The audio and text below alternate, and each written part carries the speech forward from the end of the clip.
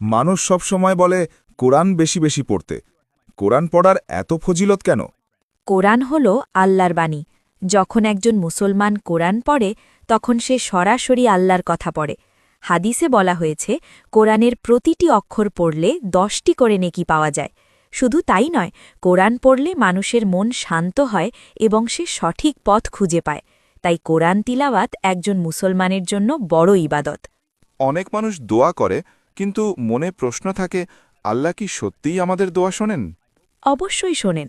আল্লাহ কোরআনে বলেছেন, তোমরা আমাকে ডাকো, আমি তোমাদের ডাকে সাড়া দেব। দোয়া হল বান্দা ও আল্লাহর মাঝে একটি বিশেষ সম্পর্ক। কখনো আল্লাহ সাথে সাথে দোয়া কবুল করেন, কখনো পরে করেন, আবার কখনো এর বদলে বড় বিপদ থেকে বাঁচিয়ে দেন। তাই একজন মুসলমানের কখনো দোয়া করা বন্ধ করা উচিত নয়।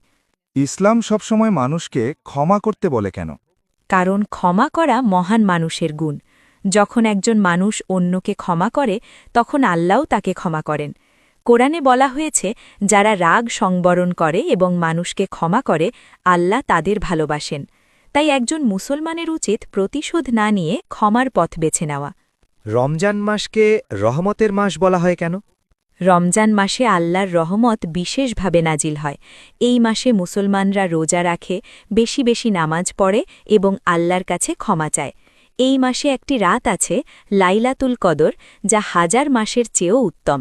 তাই রমজান মাস মুসলমানদের জন্য বিশেষ রহমত ও বরকতের মাস।